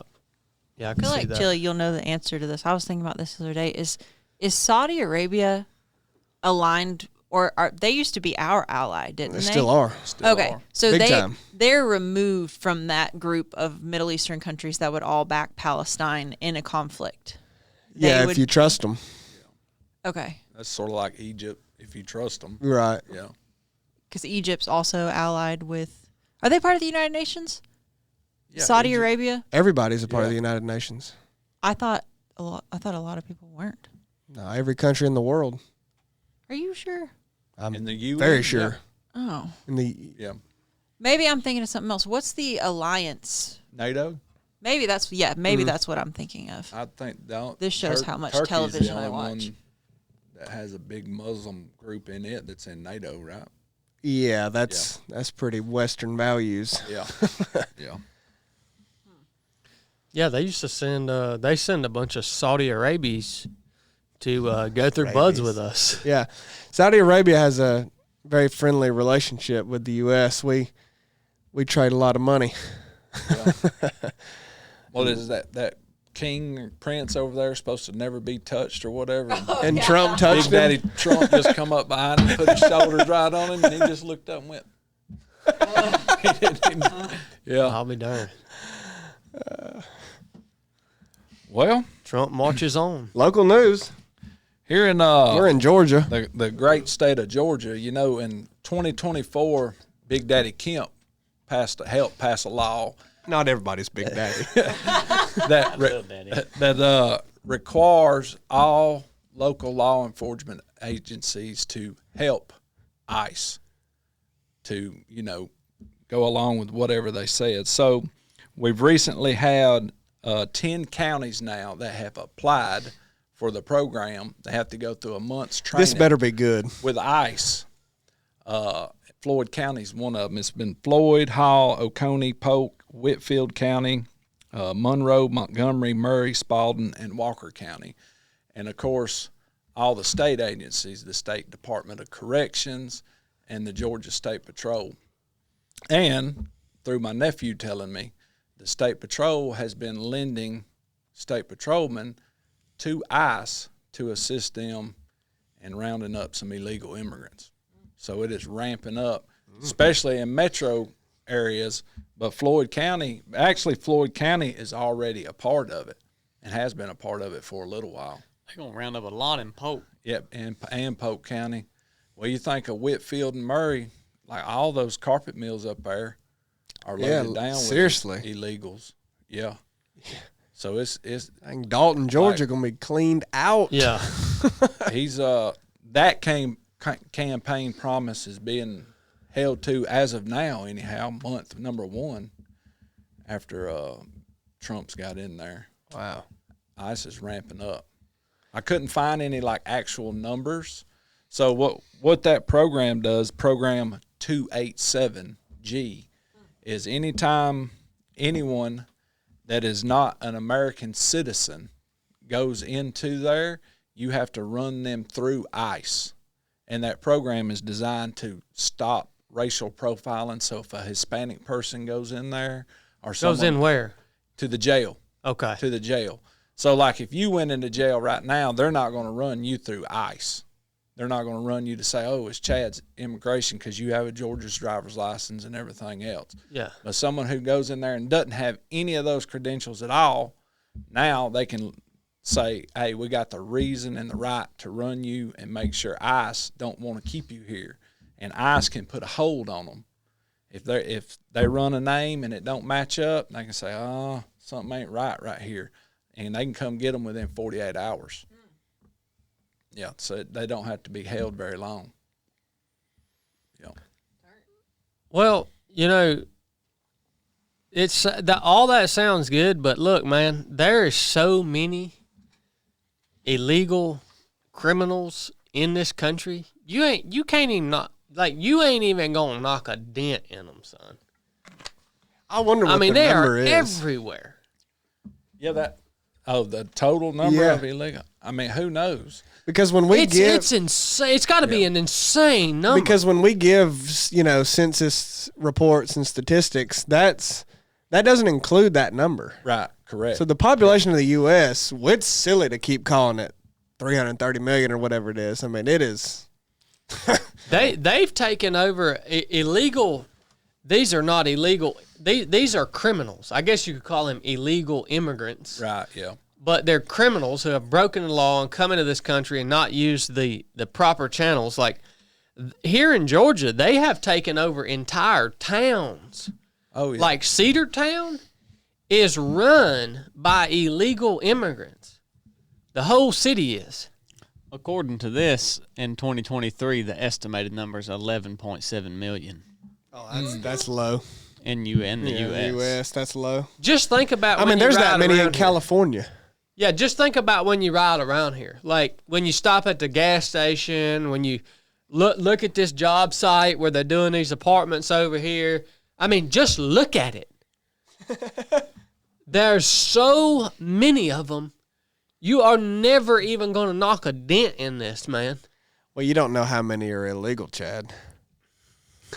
Yeah. That's what you're not thinking about. Good point. And that's the thing. This is saying, hey, only if they go to jail is that a reason to run them through ICE to see if they are actually legal. You get what I'm saying? Yeah, yeah. So how else can they round them up? Can you call and say, hey, I think my neighbor's illegal? You know what I mean? Yeah. Like Who was that an impression of? somebody who would do that. Beavis and Butthead. Yeah, but if you're over here long enough and you're driving on the roads and stuff, you gonna get pulled over, for what I'm saying. Right. But you ain't gonna go to jail. Well, that's a good point. Yeah. Well, I'm interested too. That everybody wants these illegal heads out of here. Well, what in the world would happen to the construction industry, man? Oh, you don't want them. You want a plan in place if you're going to round them up overnight. It's a good thing you couldn't round them up overnight because things would collapse. Like a ghost town. I think it would slap collapse, dude.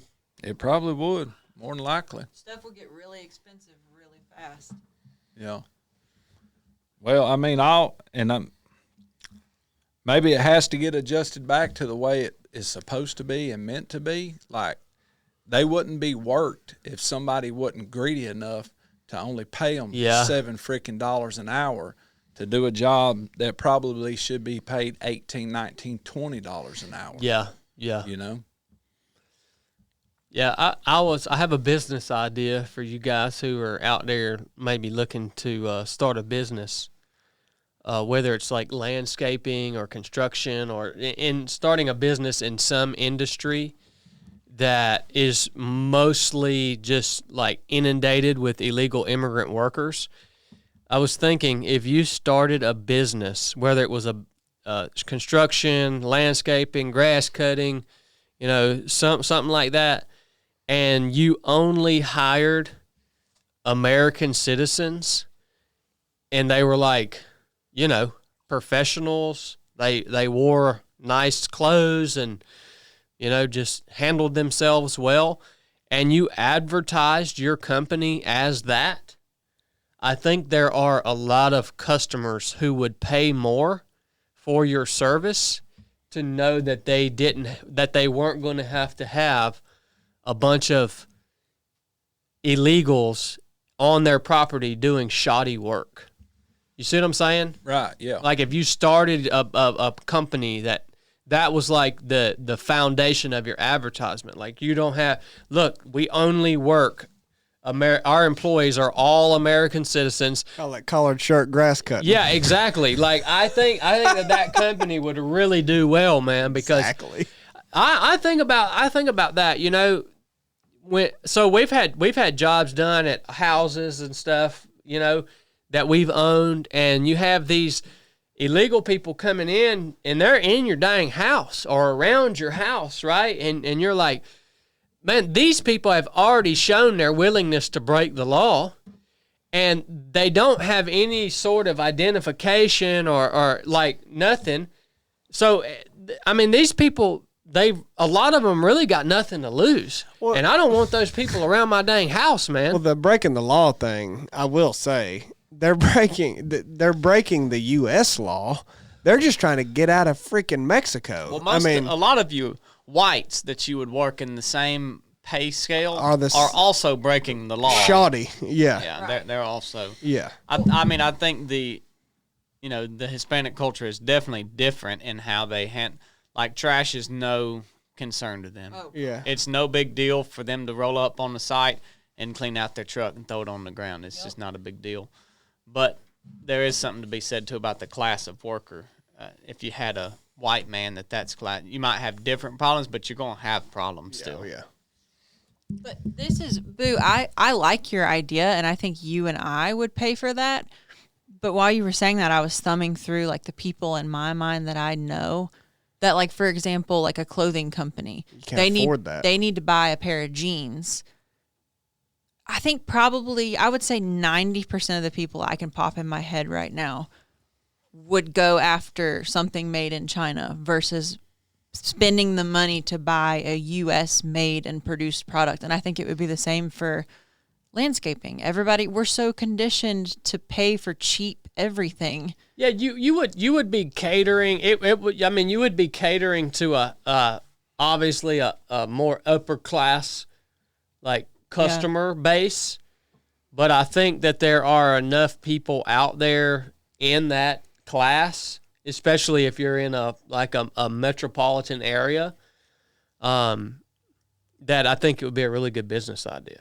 I think that there are enough people who would pay extra to know, hey, everyone that works for this company is a citizen. Maybe they pass a background check, you know what I mean? And you just know you're going to get good, skilled workers doing good work who are traceable if they do something wrong or freaking screw something up. You know what I mean? Yeah. I just think it's a good business idea I wanted to share with the listeners because I'm not going to do it. So, and I've never seen a company actually do it. I've never seen a construction company actually do it and advertise that as like a selling point. You know what I mean? It just would be totally unique. Well, then there is what is the equal opportunity employer? Yeah. So if you're advertising, hey, look, we only hire whites. I know. Get some attention. We're whites that wear button-down shirts. I said American citizens. Okay. No, it has nothing to do with skin color. You're just an American citizen, right? Yeah. Non-Hispanic descent. No, not at all. Because I love Chad. Mexican people. That's Chad's proposal. I mean, Mexican people are awesome. They're really good people, and all of those heads down from all them other countries, Except for the illegals. Yeah, except for the illegals. Well, they're even good people too. But I mean, the whole break the law thing, really, like that.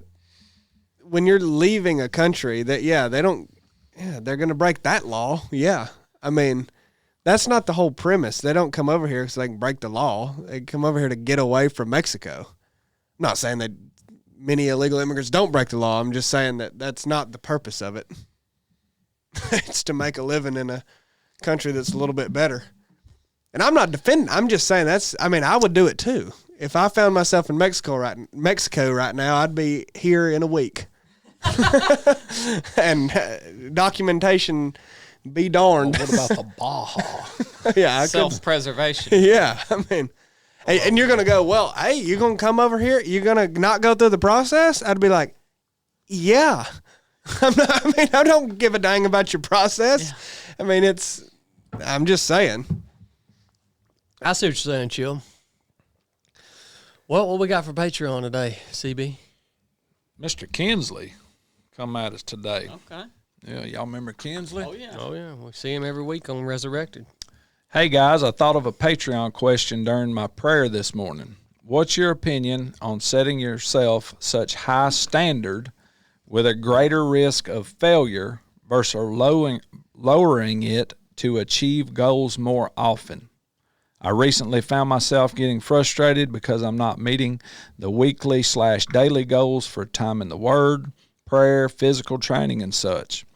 I may accomplish some aspects of them, but I feel each week I tell myself I'm just going to try to do better than the last.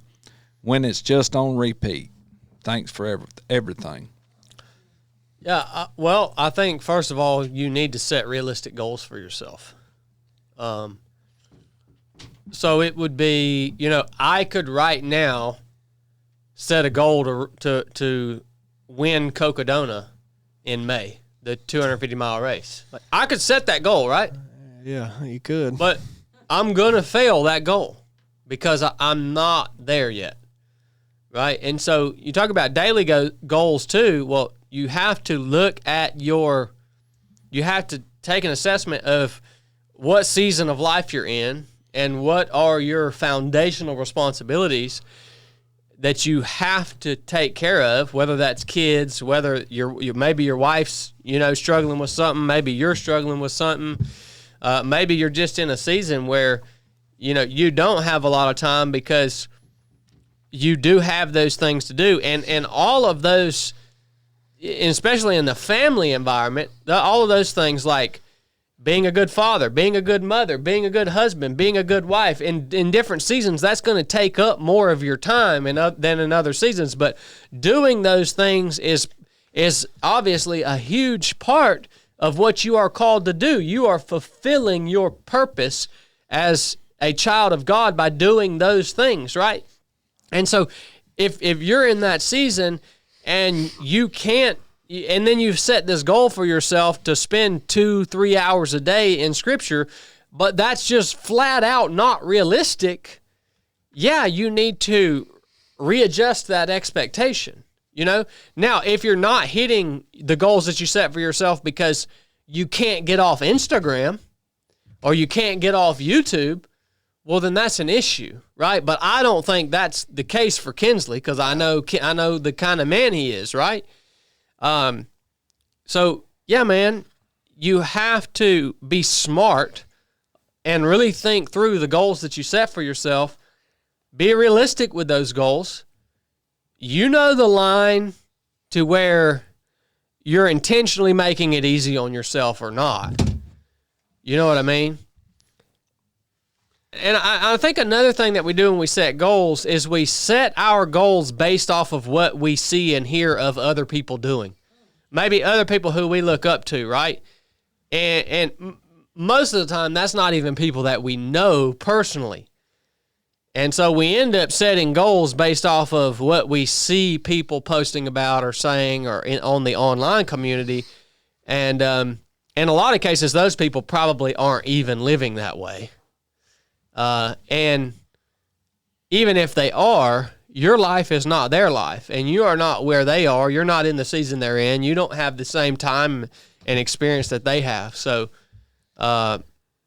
we should look at other people for inspiration and for ideas, right? Like ideas about setting goals, but they don't have to look exactly like, someone else's stuff.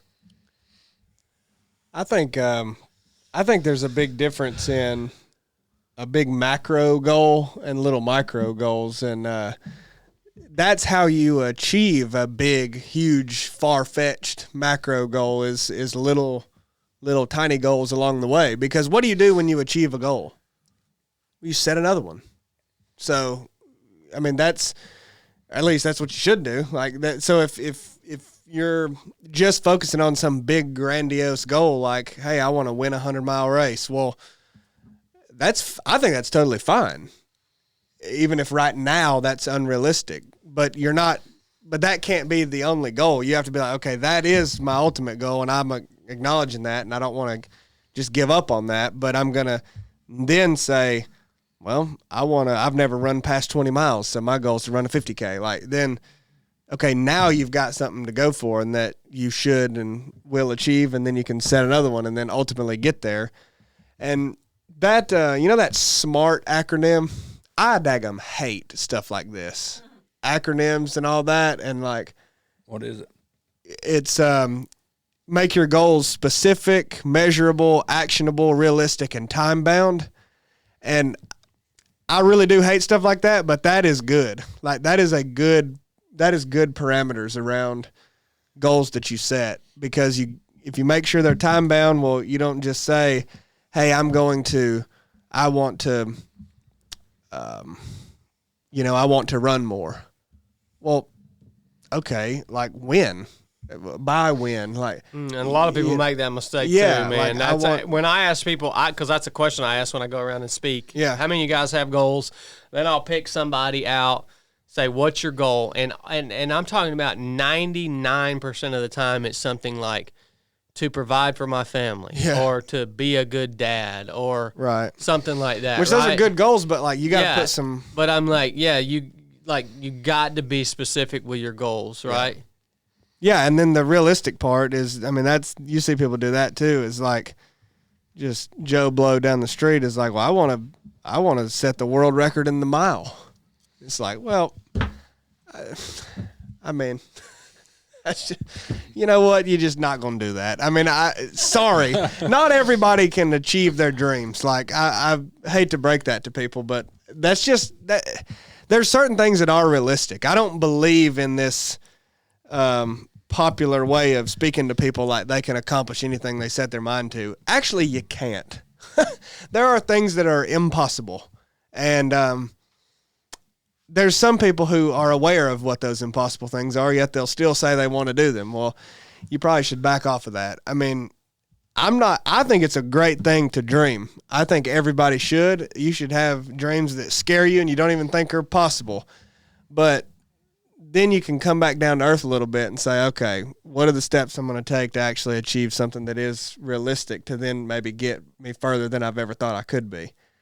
And, actionable means you actually have the ability to do it. Like if you start saying you have this goal of a fitness goal, but you're in the middle of an injury, like you need surgery on something, and you then say you want to, you can't take the proper action. Yeah, you can't do it.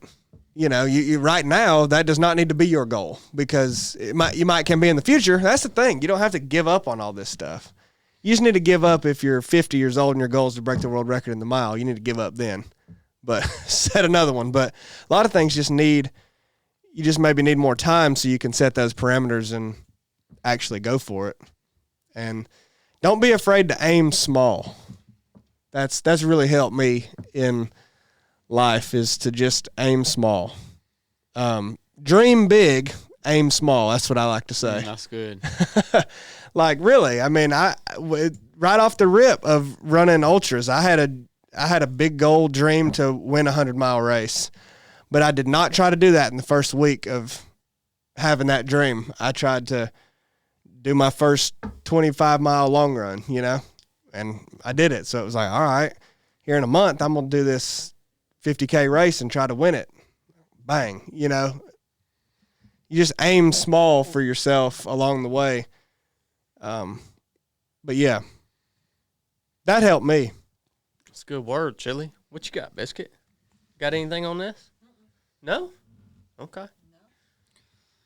I would say I heard some of his stuff was spiritual, and I would just say be careful with setting goals like that around how much time to read and this and that, because then it can just become a checklist or I did good because I read that amount. And I think the goal for that, at least for me, is just to be closer to God. And that some part of that's understanding more of the word, part of that's reading more, part of that's praying more.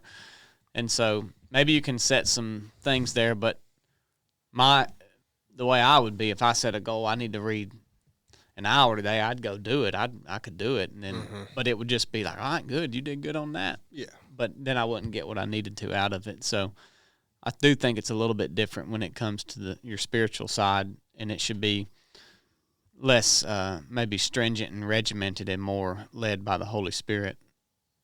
That's a good word, Blake. I ain't got nothing I can add. Y'all covered it all. Yeah, what do they say that like comparison is the thief of joy? That way, since Chili's on all the acronyms and motivational sayings now. Jeez, I hate that. I just wanted to throw that one in there. Comparison is the thief of joy. Who said that? I have no idea. I've just heard it before, and I do believe there's something to that. So, You know who said it, Hunter? Oh, you look like you knew. Little Wayne. Little Wayne. Ralph Waldo Emerson. Little Wayne. so that's a good question. They've been Teddy Roosevelt. Good question that I think a lot of people, including myself, have struggled with, Kinsley. So hopefully that helps you out, man. Thank you for all your support, and everybody that is on Patreon. Thank you guys for all the support that you guys give us here at 307 Project month after month. It means a tremendous amount to us, and we just really, really appreciate it. So, well, all right, guys, thank you for tuning into the show today. We hope you enjoyed it. We covered a lot of ground, from squirrel hunting to Bible prophecy to setting goals. It's been good, man. Yeah. It's been good. We do got to get our super chats. Robert E. Lee. See what Blake's got for us today. All right, we got Marty Bingham coming at $9.99. Marty coming in the house, remember him. man. He said, outside of learning from Chad that a football field has a 0-yard line, my favorite part of the proving ground was an evolution that involved a little hand-to-hand combat. There you go. Marty got some good photos, man. We had He worked hard this weekend. Yeah, he really did. Marty Bingham come in at. Oh no, that's the same one. Chris Jolly jumped in on him. Oh, okay. $5. Yes, I was worried Chad was going to beat the snot out of me. He did have one heck of a grip around our arms. Chris, you did good this weekend, man. Yep.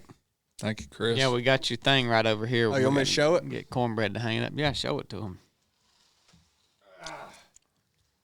That is a nice piece right there, son. Real nice. Yeah. Real nice. Chris Jolly made that for us by hand. We had Marty Bingham come back in at $4.99. That is until I noticed off to the side that a 100-pound girl had Chad in the bind. I mean, he was in a sure enough tight spot. They wore me out, son. Shot me while I was down, son. Then Chris Jolly jumps back in on Marty Bingham at $10. He says a little extra sandwich money to throw Marty's way for the amazing photos he took. Thank you, Marty. Yeah, I saw Chris made a post today on Instagram using one of Marty's photos. That was pretty sweet. Thank you, Chris. We got Untrue Lies coming in at $5. Y'all getting grays, blacks, or fox squirrels? Here in northern PA, we get grays and blacks. We got no black squirrels. All we got is grays I have seen black and squirrels. fox squirrels. Here? Mm-hmm. I used to see one all the time at Coleman Murdoch's land every time I deer hunted. I've seen an albino squirrel. Yeah, I have too. Wow. Shows what I know. Did you know there were black squirrels? Yeah. Yeah, black fox squirrels. There's white ones with black faces, too. Real squirrel hunters know that All kind I of stuff. all I see is red fox squirrels with white face. Would you shoot an albino squirrel? You dang right I would. That one you killed the other day was red with a black face. Well, that's it. Red with a black face, yeah. Would you kill an albino squirrel? I smoked the far out of it. Albino Dang turkey? right I would. Oh, I smoked the far out of it. I wouldn't kill an albino deer. I let him ease on through the country. Why? Because I'm not going to full body mount a deer.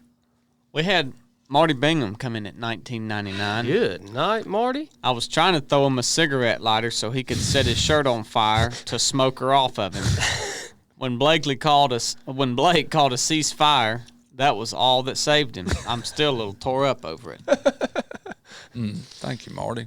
We'll make Marty, if you're at the next proving grounds, we'll make sure to let you jump in on that evolution, Bubba. Then we had Chris Jolly come in Son, front of Marty. Dueling super chats. He said, I didn't squirrel hunt in Georgia this weekend, but I did get a few with my car while down there. Squirrels everywhere and skunks. Y'all don't hit them squirrels with that car, man. No. You'll not kill a squirrel unless a dog's treat it. Gatekeeper Radio 347, $10. Chad's squirrel imitations are priceless for YouTube clips. Love you guys. True that. Thank you, Gatekeeper. Thank you, Paul.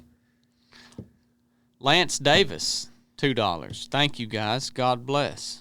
Appreciate you, Lance. Thank you, Lance. Thanks for tuning in, man. Little Virgil, 99 cents. He sent that emoji with the eyes on the bottom and the mouth on the top. Oh yeah, upside down. Yeah. Yeah. Yeah, but the eyes are straight. We're straight. still reading LV super chats. You told me he was going to send the heart for Valentine's Day. No, that's next week. That's next week. Okay. Latest hour, $20. Wow. Good night. Is that Thanks. latest hour's first super chat? That's the first I've heard of him. Yeah. Yeah, never heard of him. Thanks for the based advice and values on your channel. There you go. Thank you, latest hour. Yeah, Thank man. you. It's outstanding. Glad to have you, latest hour. We had Sean Schneider. You know him? Oh, yeah. He come in at $100. Sean. Good night. $100. You did good this weekend too, Sean, but that's a little nuts. Guy's rich, man. He said, keep up the good work. Looking forward to training with y'all again soon. Let's do it, Sean. Get you Man. that rock, bub. Wow, Sean. Now hold on. Is this Sean the pilot?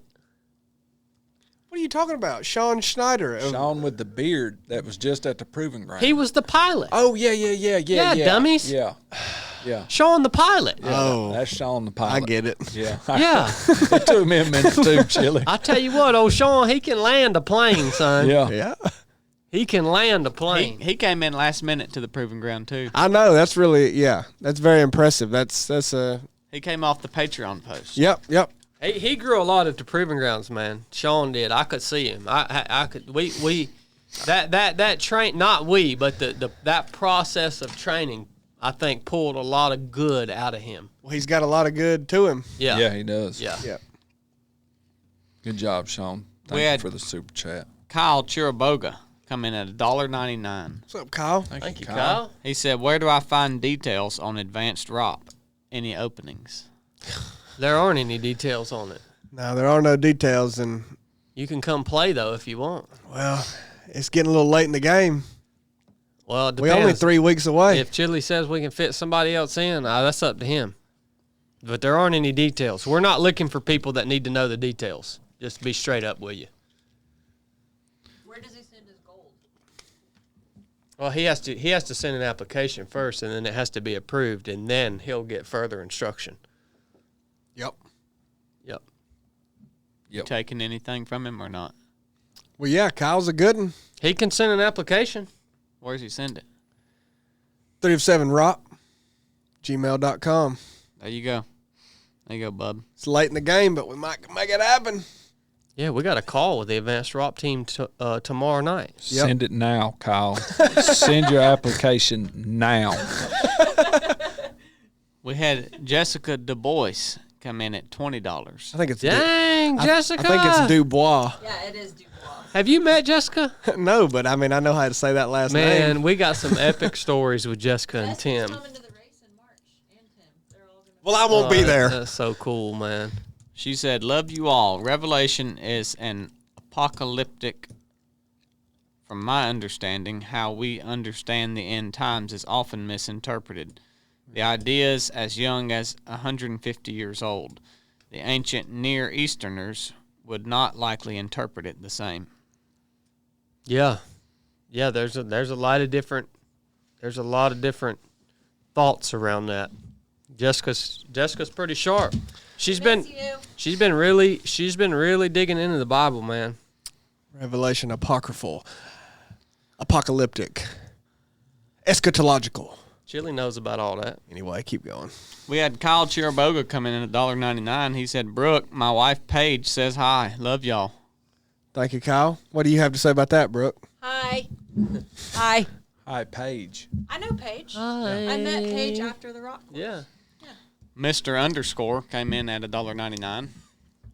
Thank you, Mr. Thank Underscore. you, guy. Then he come back in at $1.99 and he said, why did the Crusaders happen? Why'd the Crusades happen? Crusaders. I don't know who the Crusaders are. Mm. Is that like the Avengers? That's Don't be a like jerk, Chili. it's like the replacement. You know what with that Keanu feller's Reeves. asking. No, I don't. Blake reads it as it is. Y'all aren't gonna answer. I'll tell you why it happened, because somebody got ticked off. That's why it happened. Ryan coming at $19.99. He said Proving Grounds was a top-notch training experience. A super chat can't do justice to how awesome the people and mission is. Time to keep on getting after it. Russ. Thank you, Oh, Ryan. Russ. Hold on, that was Russ? Yeah. You know, his actual thought you name's said Ryan, Okay. but he went by Russ. Okay. Thank you, Ryan. That's awesome, Russ. Thank you, Ryan. Yeah, Good thank on you, man. Jacob's Ladder Praise this the Lord. weekend. I had fun at Proving Grounds, too. Jacob's Ladder was Ryan and Russ, so that got a little confusing. Phenomenons come in at 1307. Whoa. Looking forward to training with you again this summer. Thank you, Ahanu. Oh, Ahanu. Oh, awesome. Nice. Thank you, Ahanu. He's a darn good one, too, man. He is, yeah. Man, we get to meet so many awesome people. Mike Hoffman, 1999. This is for Brooke. Chad will be out squirrel hunting on Friday and miss the fact that it's Valentine's Day. Much love and thanks for the podcast and keeping me encouraged to unfatten myself. He said, go buy you a box of chocolates, Brooke. That's a nice gesture, Mike. It is. Chris Jolly, $20. Nice. Good night, Chris. I can't express how much 3 of 7 Project and my teammates at the Proving Grounds has helped me. I love you all and thank God every day for putting me on this path with you all. That's a blessing Thank to be you, able Chris. to train with you, Chris. Thank you, man. LV, 99 cents with that same emoji. Yeah. Still reading LV's super chat. You told me it was doing a heart. Next week. I don't understand why it wouldn't be this week. Matthew Guy, $4.99. Oh, boy. Can't wait for the next mission. Thanks for all y'all continue to do by bringing the best out of each person you encounter. Thank you, Matt. Thank you, Thank Matt. you, Matthew. Heal up quick, brother. Chickadee, $4.99. A 59-year-old kid grandmother broke the push-up world record and longest plank world record. Age might not always matter. Look that up. A 59-year-old grandmother broke the push-up world record? A 59-year-old kid grandmother. Yeah, no. You ever seen First a of all, kid whoever grandma- said that, no, she didn't. Well, that was a kid grandmother. That's what you... She broke the kid grandmother world record. That's Yeah, true. yeah. If you want to have a goal to break a world record, now that is not out of bounds for nobody. Yeah, you're right. We all have like 75 collectively. Yeah. So, We had Tom Russell come in at $20. Big Tom. Chad has most shots taken at a squirrel on the top of that ridge. Yeah, world that's a record. good point. World record. At a fox squirrel. At a fox squirrel. No one's ever taken that many shots. Good point. Tom Russell said, got to get caught up on my donations. Love y'all. Thank you, Tom. Thank you, grief. Tom. We appreciate that, man. Thank you, Tom. Deplorable Lawn Guy, $19.99. This is from Mr. Cornbread. You're my hero. Dang, CB. You're my hero, bub. You're beautiful. We had Rob come in at $20. Great discussion today. Robert E. Lee. Sure am thankful for y'all. Put these dollars in Brooke's microphone. Don't spend it on squirrel ammo. Yeah. Love y'all. We only have you 4. Jesus followers. Why is everybody giving super chats to Brooke? I don't know. We only have 4 microphones. Yeah. We only have 4 inputs. Right. Tom Russell came in at $20. Again. Love the Monday meeting y'all are doing. Great work. Thank you, Tom. We love those too, man. Glad they're giving some value to you guys. Thank you, Thomas. Clayton Lindsay, $4.99. Swolger. I want to see some more working out content from you jokers. Grown man ought to weight 200 pounds. Well, 200 pounds. I disagree with that, but I think we ought to have some more working out content. Yeah, we got something coming. TJ McLaughlin, $9.99. Thanks for all you guys do. Thank you, TJ. Golly, this is like a reunion here. Yeah, It that's a lot. is. It is. And this is the last one to cap it off. Garrick, There we go. $9.99. Rock training documentary. Amazing. Much love. Thank you, Garrett. Garrett. Garrett. Appreciate you, brother. Yeah, good to hear from all you guys today, and thank you guys for tuning in. Lord willing, we'll catch y'all on Monday. Enough said.